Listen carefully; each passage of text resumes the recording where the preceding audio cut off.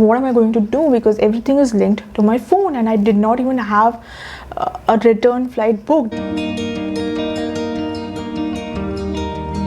There's a lot of scam which happens with tourists in Kashmir, and it is not cool.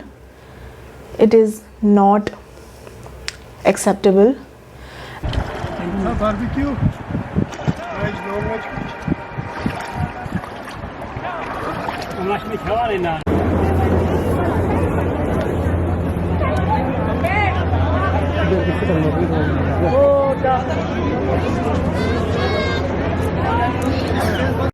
Hello guys, welcome back to Gen Stories.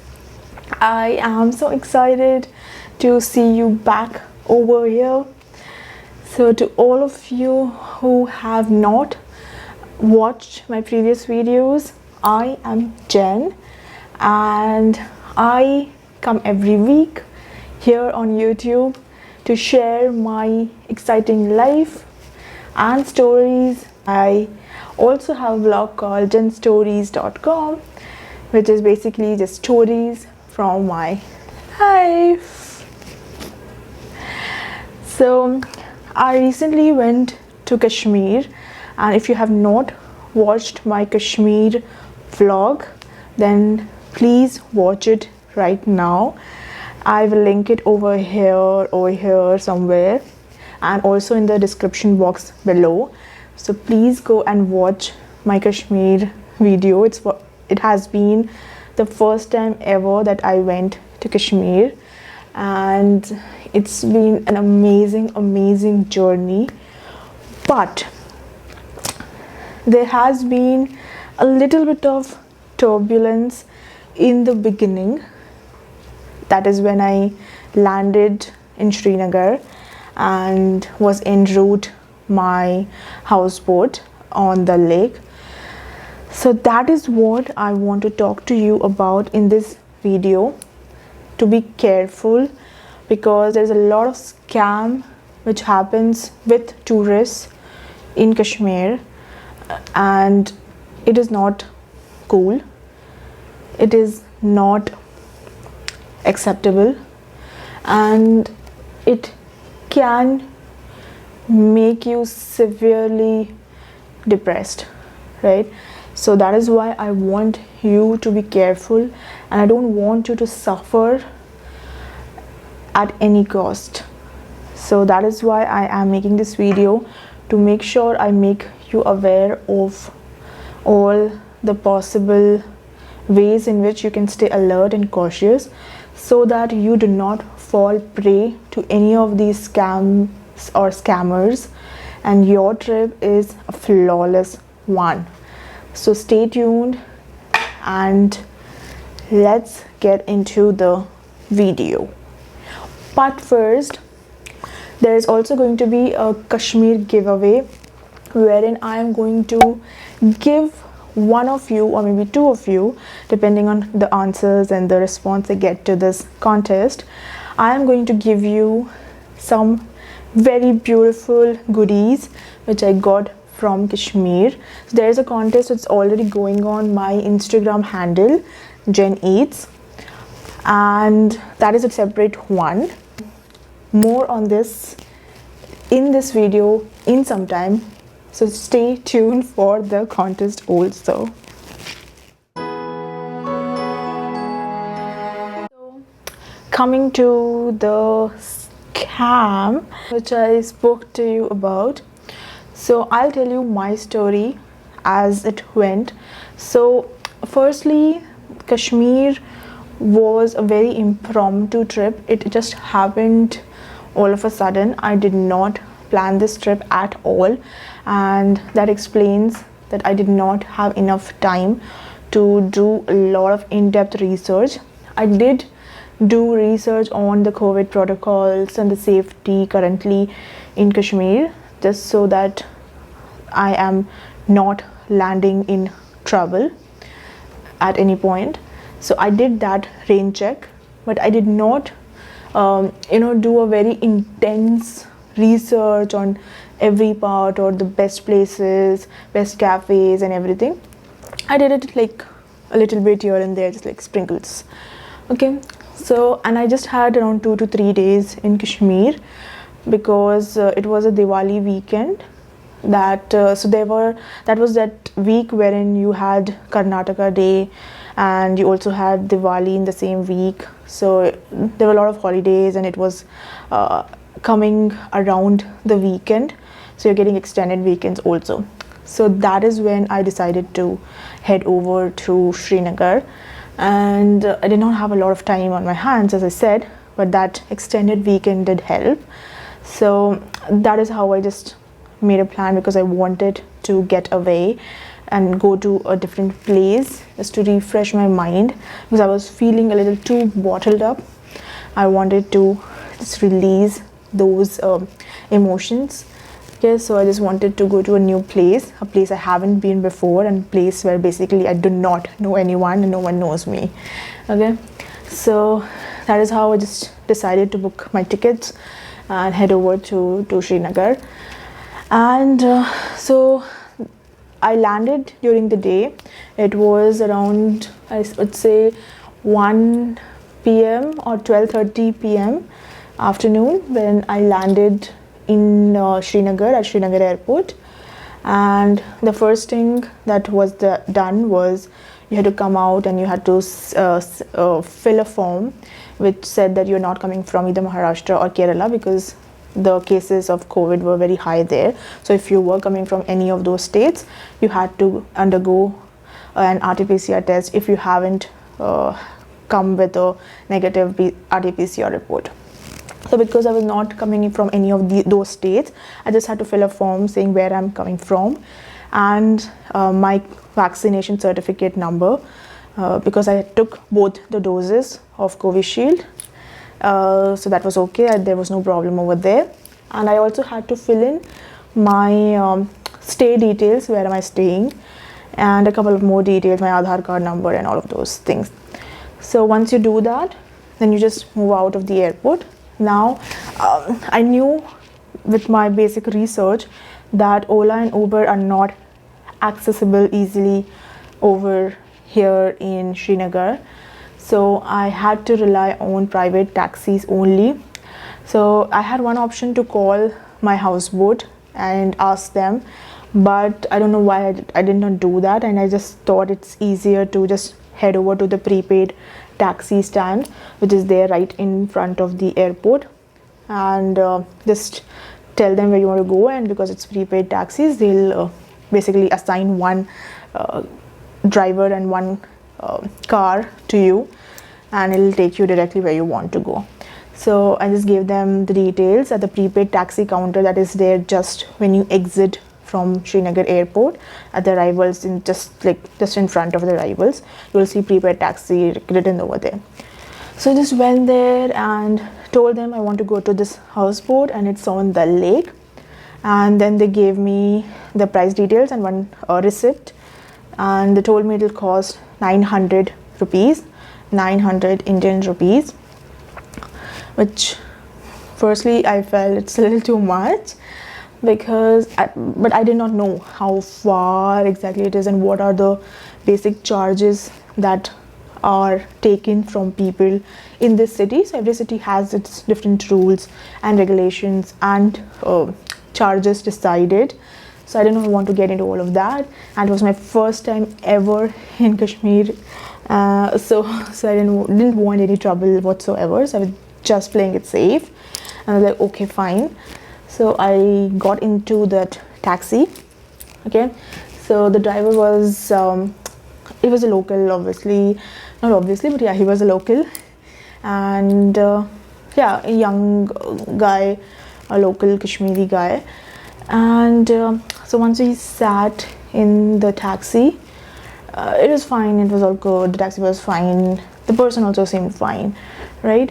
And then he just asked me casually how many days I'm here in Kashmir for, and whether or not it's my first time. So I told him yes, it's my first time over here in Kashmir. And then I told him I'm just here for 2 days or maximum 3, because because I'm very short on time. Probably in the summer months I will plan an elaborate trip, but as of now this is the plan. I was like, okay. And then he asked me whether or not my phone is working, because a prepaid SIM does not usually work in Kashmir. And so the first thing I did was I checked my phone. I was like, and I was like, damn, my SIM is not working. There's no network over here. I'm like, oh my god.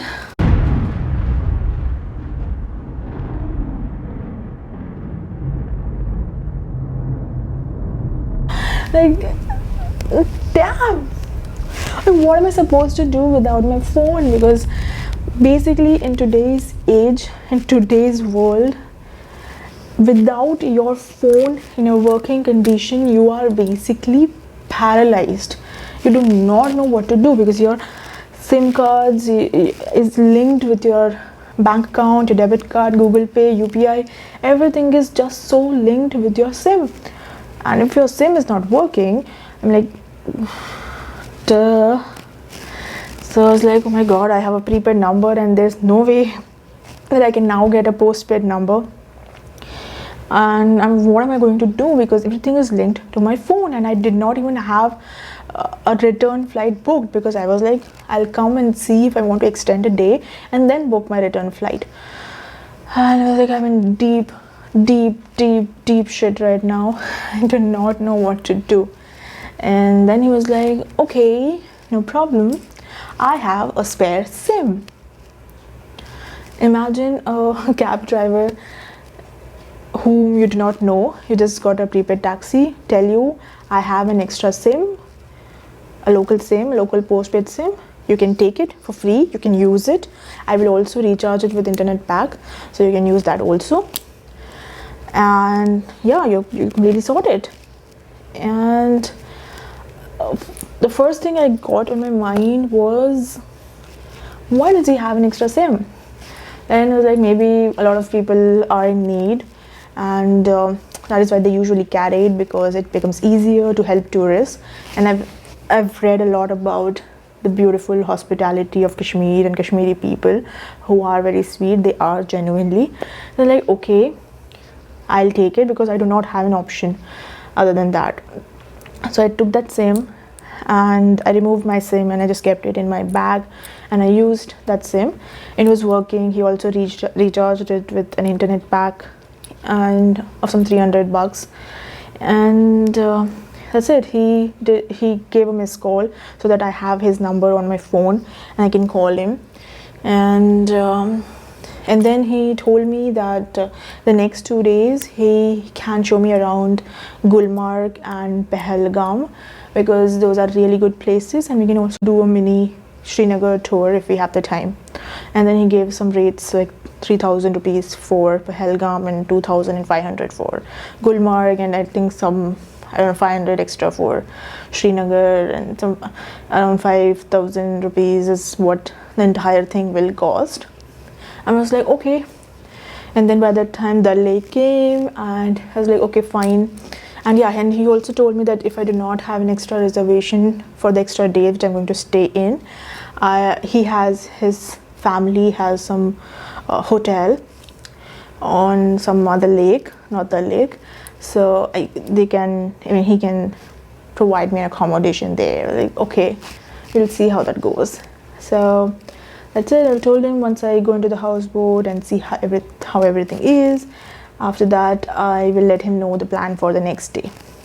So this was it. And then he just dropped us on the lake, and then you can, once you're on the lake, there is a shikara of every houseboat. So every houseboat has its own shikara, and only that will take you to that particular houseboat. And once you get down on the lake at that ghat number, every houseboat you will get a ghat number. Okay, so my ghat number was 12, so we got down on ghat number 12 on the lake. And then you just say out loud your houseboat, and then that particular shikara of that houseboat, that person usually comes forward, takes the luggage, puts it in the boat, and you can also get in onto the boat, and then you go to the particular houseboat. So that happened, and now starts another very big issue. So until I reached the houseboat, everything seemed fine. I mean, I was worried about my SIM not working, but I had a spare SIM now, which was good. So I was like, okay, fine, we think it's manageable, right? So the houseboat arrived, and I got down from the shikara, and as I got down from the shikara, the houseboat owner was just standing there, and he was like, welcome. We're like, yeah, hi, hello. And then he was like, oh, do you have a reservation over here? I was like, yes, we do. And then I showed him my reservation screenshot and details and the ID and everything. I had booked it from an online travel portal. And then he looked at it and he was like, okay, this is strange because we are running full. We do not have any rooms.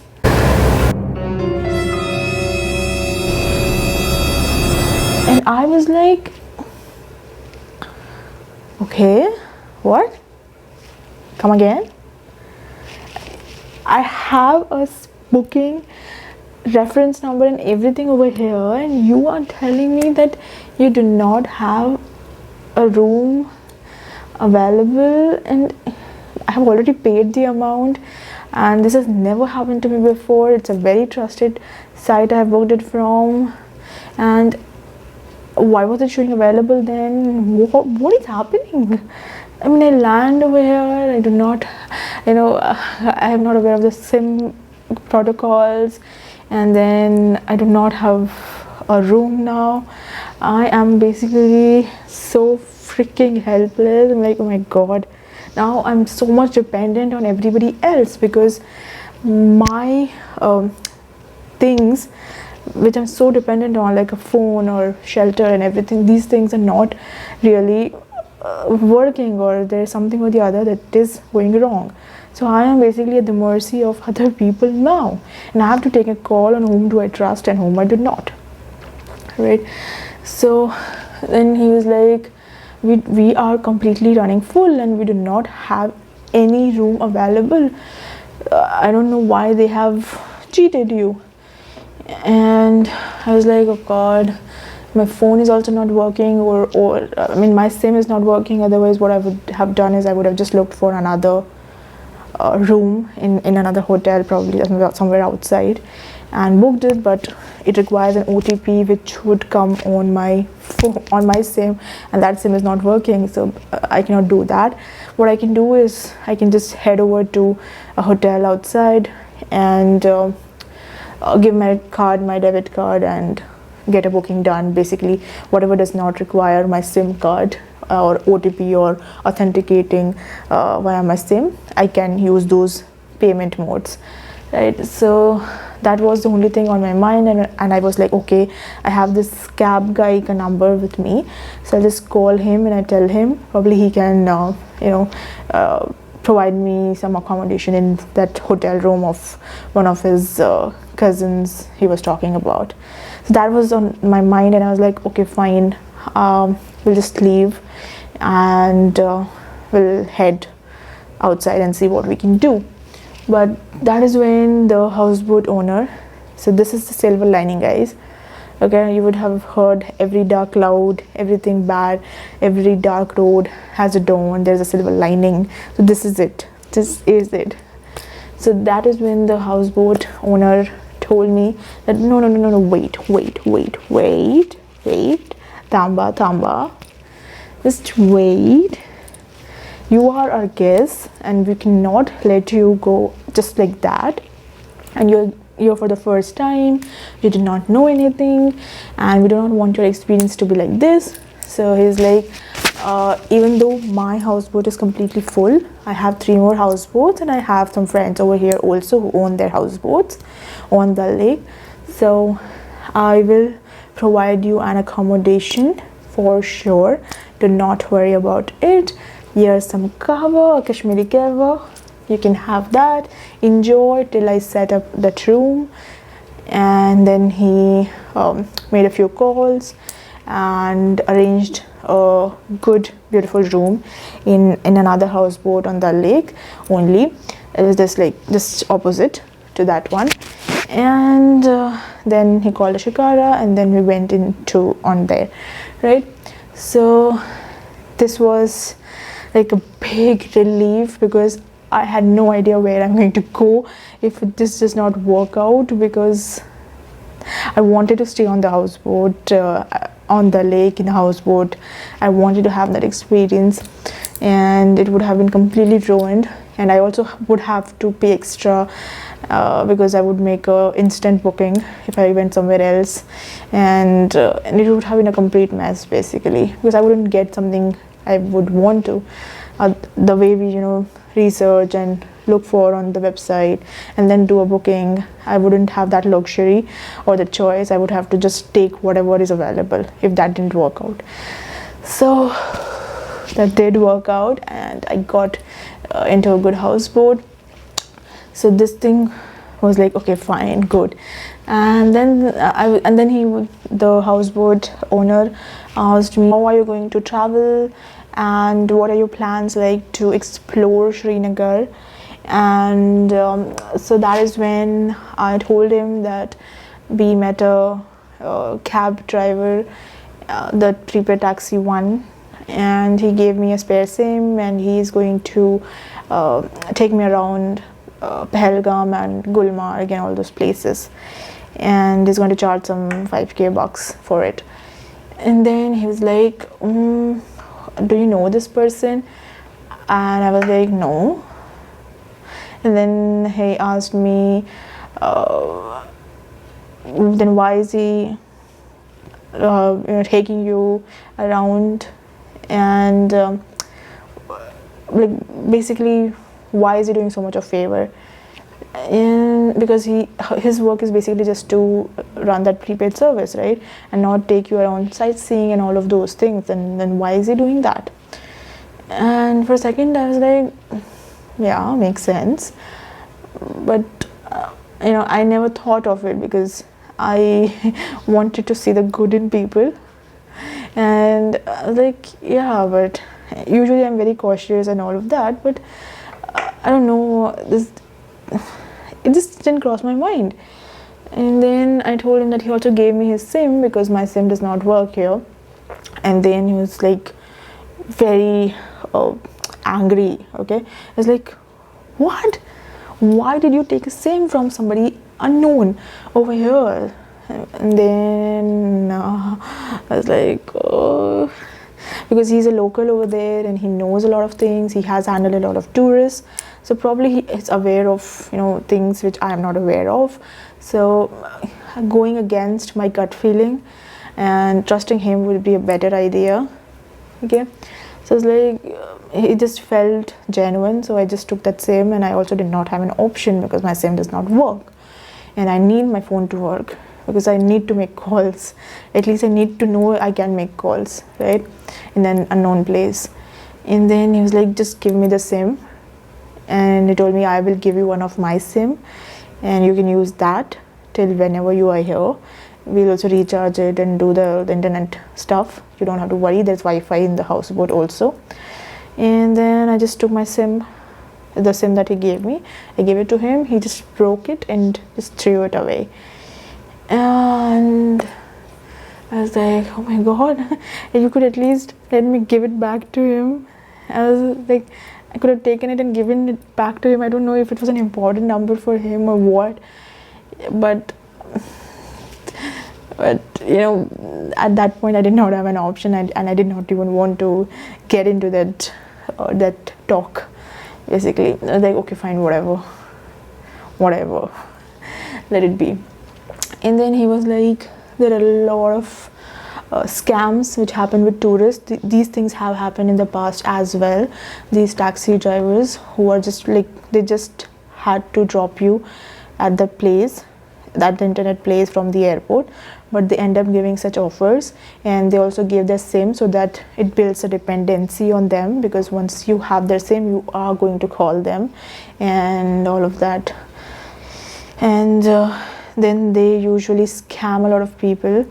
They take a lot of their money somehow, I don't know how, and they charge obnoxious amounts, and they steal and a lot of other things. Once you go with them on the sightseeing and all of those things, a lot of different things happen, and their intentions are not pure, and there are a lot of other things going on in their mind. And especially if you are a female, you have to be extra careful, because things can get really bad there. So I got really scared. Okay, I did not show it, but yeah, I was scared, and because it did not seem like it. A lot of times when you're traveling, especially as females, we have a certain gut feeling that we have, right? And we kind of understand who is what.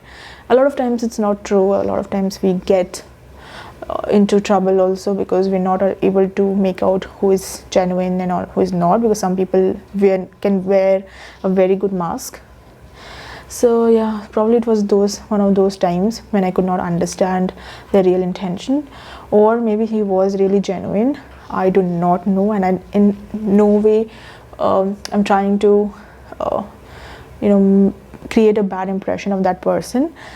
I do not know who he was or anything about him, and I do not even know whether or not he was genuine or what was exactly his intention. I never ever contacted him or met him or anything whatsoever, so I do not know anything, right? So I have no idea, but I would only go by what I heard, and I would just try to stay away and be cautious, because I'm in a different place and I do not want to get into any trouble.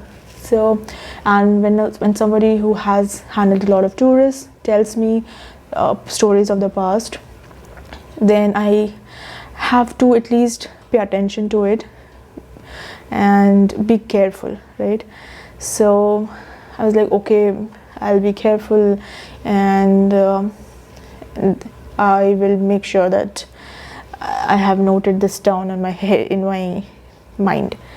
And then he told me that even the amount that you paid from the airport to the lake is a lot.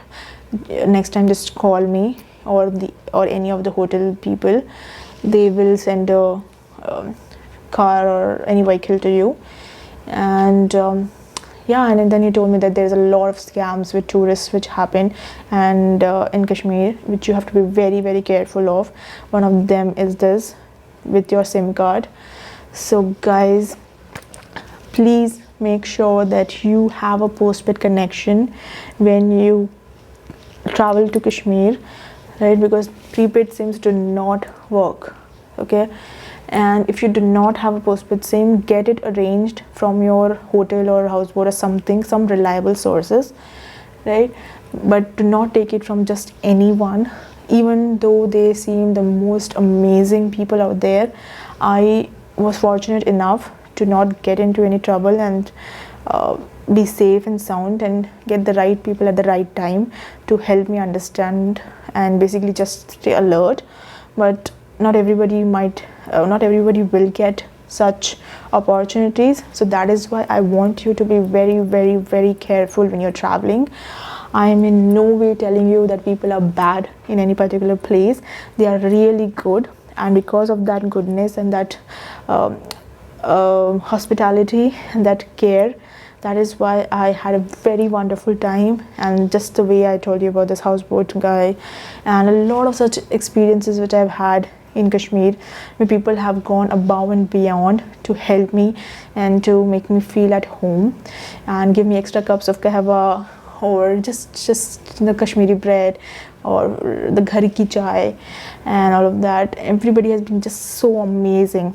But there have been such instances which can go wrong if you're not very careful, right? Because see, the thing with taking somebody's SIM is you do not know the past of that number. You do not know what calls have been made from that number, who has that number, what has been done using that SIM in the past, or you do not have any history basically, and it can land you in some serious trouble, because we know how SIM cards are used for not so good things, right? So you using that phone, that same number, making calls, your phone can be tracked, and you can get into some serious trouble out there. And even if there's no history, there may be a future, right? The next day when you go out, you might get into some trouble. You do not know, right? So just do not go with your gut instinct. Be practical, be very, very practical. No matter how sweet someone sounds, just do not trust them. You are better off trusting the hotel, because they are a little more stable. But still, always make sure you are practical and you make a sound and informed choice, a good judgment, right? And having said that, this was one of those things which can become a big scam, and I'm sure a lot of people do get scammed.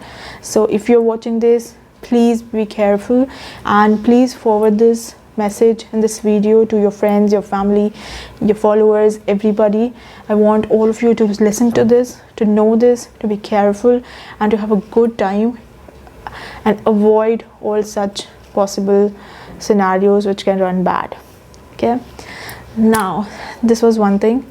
The other things which are like very minute, but be careful, is when you're in the floating market, like when you're taking that shikara ride and going in on the lake, there are a lot of sellers which are going to come and like just hound on you with like, take this, click a picture, or in that Kashmiri Farran, the dress that is there, the local dress, or buy some jewelry items like this, or woodwork, a lot of things they'll come to you with. So be very careful, because those are first copy. A lot of them are first copy. I would not say all, but yes, and they charge a lot of money for fake products. Those products on the floating market are not at all of them are not genuine. So especially if you're buying something which is stonework like this, then you have to be very, very careful, or something like this. So guys, do not buy from the floating market. Be careful. And the giveaway.